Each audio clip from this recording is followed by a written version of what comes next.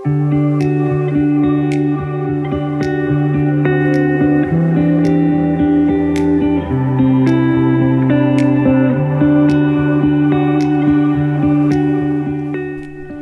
everyone, this is Swati Mishra. I am a senior embryologist in Apollo Fertility Solapur.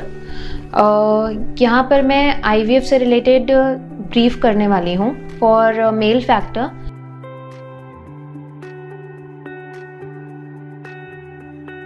Mail factor का जब भी हम IVF में discussion करते हैं तो सबसे पहले हम सीमेन एनालिसिस का डिस्कशन करते हैं. सीमेन एनालिसिस बेसिक टेस्ट है फॉर द मेल इनफर्टिलिटी, जिसमें हम सैंपल को टेस्ट करते हैं मेल फैक्टर में कि कैसा सैंपल है, किस वजह से इनफर्टिलिटी के कॉजेज़ हैं और क्या हैं. So starting from the basic, हम WHO 2010 का क्राइटेरिया यूज़ करते हैं for semen analysis. Semen analysis में WHO 2010 के क्राइटेरिया के अकॉर्डिंग वॉल्यूम 1.5 ml होना चाहिए. Count should be 15 more than 15 million or 15 million and motility 40% होनी चाहिए, जिसमें से 32% प्रोग्रेसिव मोटिलिटी होनी चाहिए and morphology should be 4%. So जब हम ये सारे टेस्ट पेशेंट के करते हैं तो हमें बेसिक पता चलता है कि सीमेन सैंपल में क्या प्रॉब्लम है.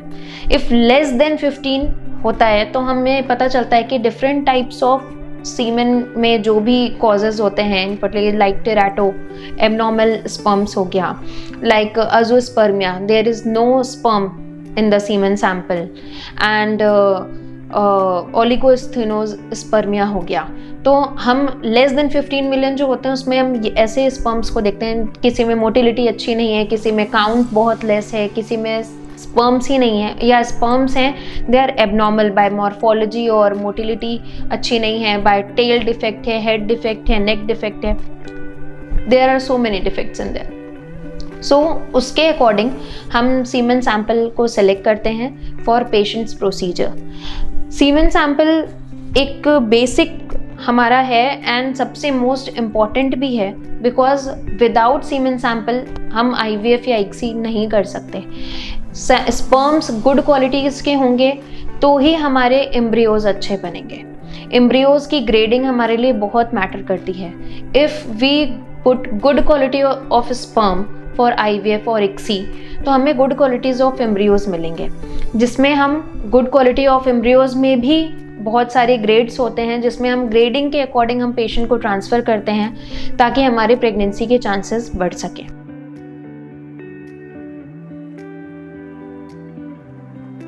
After semen sample analysis we go for eggs quality. जब हम IVF करते हैं वी रिट्रीव एग्स एंड उन एग्स में भी हमको डिन्यूट करके उन एग्स को ये भी देखना होता है कि दे आर GV और M1 और M2, because we only select M2 eggs for ICSI और IVF procedure, because M2 eggs are mature eggs, metaphase 2 eggs, जिसमें से हम गुड क्वालिटीज़ ऑफ एम्ब्रियोज को प्रोड्यूस कर सकते हैं. We do not use M1 और GV बिकॉज उसमें से हमें कुछ भी अच्छे क्वालिटीज़ के एम्ब्रियोज नहीं बनेंगे. सो आफ्टर सीमेन सैंपल हमें इम्पॉर्टेंट हो जाता है कि फीमेल फैक्टर हमारे एग्स कैसे हैं फॉर एम्ब्रियोलॉजी लैब.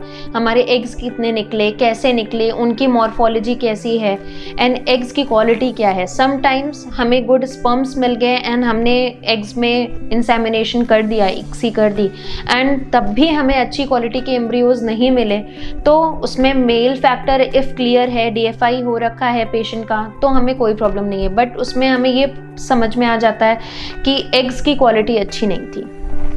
एग्स और स्पर्म्स दोनों की क्वालिटी का इम्पॉर्टेंट, इक्वली गुड होना बहुत इम्पॉर्टेंट है for good qualities of embryos.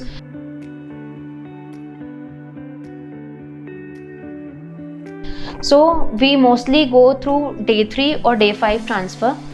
हम Day 3 तक के एम्ब्रियोज बनाते हैं, Day 5 तक के एम्ब्रियोज बनाते हैं. जो गुड क्वालिटीज़ के एम्ब्रियोज होते हैं वो अकॉर्डिंग टू स्टेजेस ग्रो करते हैं.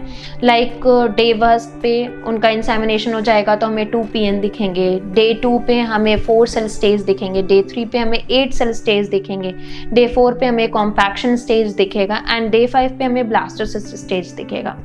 सो Day 3 एंड Day 5 दो स्टेजेस में हम ट्रांसफ़र मोस्ट प्रोबेबली रखते हैं कि sometimes good qualities of grade A embryos भी ट्रांसफ़र ऑन डे 3 और डे 5 ब्लास्टोसिस्ट हम ट्रांसफ़र करते हैं। If we select good quality of sperms and good quality of eggs, तो मोस्ट प्रोबेबली हमारे पास गुड क्वालिटी ऑफ स्पर्म है and हमने ट्रांसफ़र भी किया, उसके बाद भी कभी हमें प्रेगनेंसी नहीं मिली या इम्प्लांटेशन फेलियर आया, तो उसमें सबसे फर्स्ट हमें चेक करना चाहिए हमारी लैब क्वालिटी।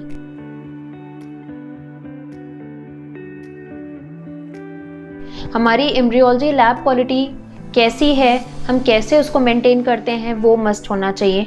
हमारे मीडिया जो हम यूज़ करते हैं, हमारा मीडिया का कंसंट्रेशन क्या है, वॉल्यूम क्या है, क्या यूज़ कर रहे हैं हम, और हमारा मीडिया का इंक्यूबेशन पीरियड क्या है, उस पर भी डिपेंड करता है। थर्ड हमारा आता है grades of oocytes and sperms. Most probably हम तो सब देख करके ही कर रहे होते हैं कि एग्स कैसे हैं, स्पर्म्स कैसे हैं, उसके बाद भी आता है तो दैट हम नेक्स्ट साइकिल में जेनेटिक टेस्टिंग कराते हैं पेशेंट्स का, ताकि हमें ये पता चले कि एबनॉर्मेलिटी आई कहाँ से एम्ब्रियोज में।